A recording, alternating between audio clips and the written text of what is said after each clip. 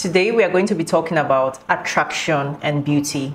Why I think attraction is better than beauty. Why you should aspire to attraction instead of aspiring to beauty. And you want to watch this video to the end because number 3 is the most important.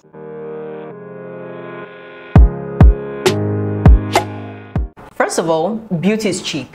Beauty is on sale, trust me, with 99% off. That's why every single person looks the same these days thanks to plastic surgery. Beauty can be bought, but not attraction. And hear me out. I'm not talking about attraction in terms of attracting a man or sexual attraction. That's futile, that's stupid, that's pointless. I'm talking about something that's much more lasting, something that brings much more results and much more rewards. I'm talking about something that's not fleeting, something that you can be at any age, at any size, at any race. People can buy beauty, but people cannot buy attraction. And what do I mean by attraction? When I talk about attraction, I'm talking about the ability to command a space. Someone that's able to command attention and respect very easily and naturally. That's attraction because it works on everyone. Men, women, kids, literally everyone. So I think aspiring to be attractive is way better and has much more benefits than being beautiful. You're born with what you're born with. Beautiful girl, beautiful girl.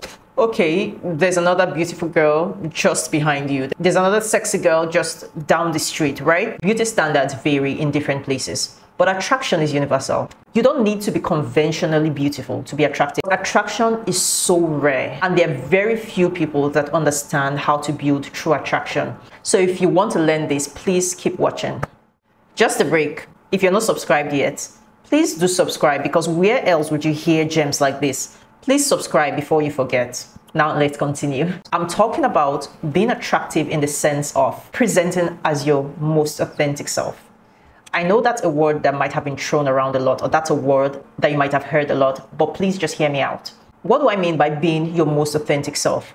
Being your most authentic self, to me, is embracing your womanness. It's something that I talk about a lot in my signature style coaching program called the Total Diva. It's very important as a woman to embrace your womanness. And what do I mean by embracing your womanness? I mean embracing the fact that you're just a woman. It's so beautiful to be a woman, and which is why I do not buy into the femininity gospel as much. I kind of like what it stands for. I understand the motive of it, but as it is with everything, it becomes a toxic and a senseless movement. It becomes a one-size-fits-all kind of movement, and we know that in life, nothing that is a one-size-fits-all actually fits all.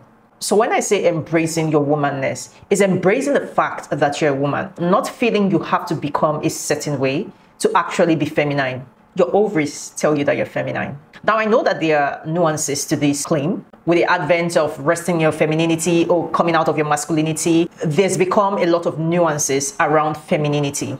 But one truth stands. You're a woman. It doesn't get more feminine than that. So resting in your femininity to me and resting in your authenticity to me is embracing the fact that you're a woman and not trying to be like another woman. When people say, don't talk softly, soften your voice, or make some certain theatrics. Have you heard things like, act like a princess, a man wants a princess and not a queen? That's one of the most stupid statements I've ever heard.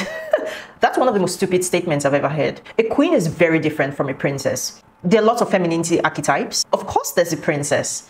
And let me tell you something, you cannot force what you are not. I'll say the princess is someone she's a petite woman. She's a naturally petite woman. She has a playful, girl-like kind of aura to her. That's fine, that works for her. But if me, a 5'8" woman, tries to act like that little princess, trust me, there's going to be a disconnect because I've tried it before. I tried to fit into this idea of what femininity is and it didn't work. Nothing works like authenticity. So you could be a princess. That works fine for you. It's not something, as long as it's not something that you're forcing or trying hard to be, it works for you. I'm okay being a queen. A queen has a completely different personality from a princess. A queen is mostly in charge. She's mostly composed. Women come in different shapes, sizes, personalities. And I cannot stand it when people try to fit women in a box. So the number one thing in becoming attractive is embracing your womanness. Some women are power figures, and there are men that like that. Not like we're doing anything for the validation of men anyways, but to be attractive is to rest solely in your authenticity, is to rest solely in your womanness. I love being a power woman. I love being the woman that walks into a room and just commands it, and everyone just seems to stop and stare and wonder, who is she? So you mustn't sit at the corner of the chair in a poised way, like you mustn't do those things to be feminine. A woman that is really authentic is a force to reckon with. There's no one that can deny her presence. There is no one that can deny that she is that woman the moment she walks in. So how do you really become that attractive woman?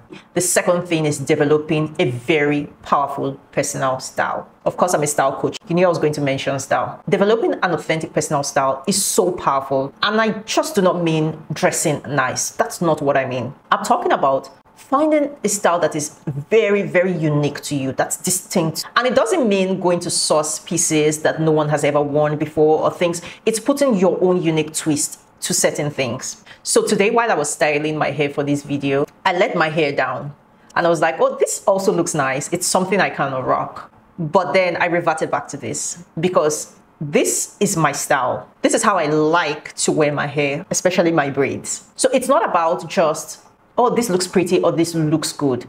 It's more, this feels like me. So you want to develop that style that looks and feels like you.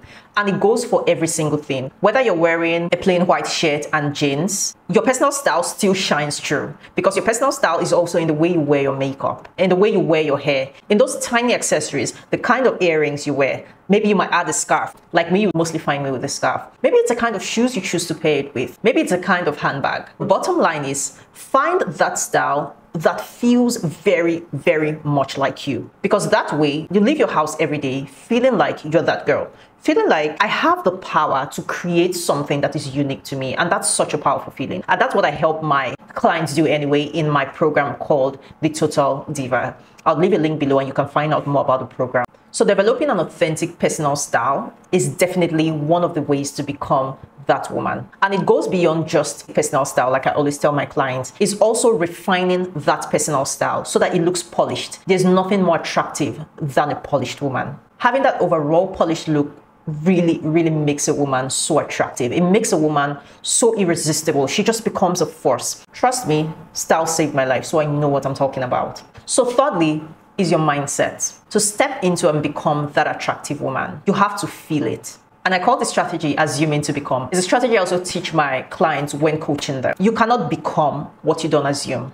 You have to be it before you see it. So if you believe that you're not an attractive woman, trust me, you can never, ever be an attractive woman. I believe I'm an attractive woman and I carry myself as such. Your opinion of me does not affect my opinion of me.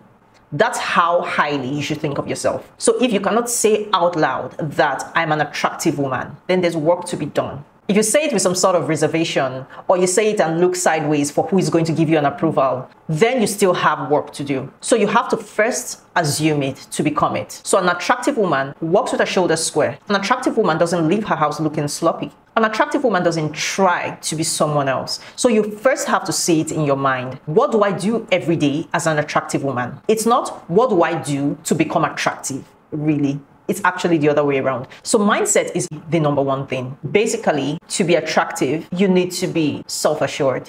You need to be so confident in yourself. And it's not just head confidence.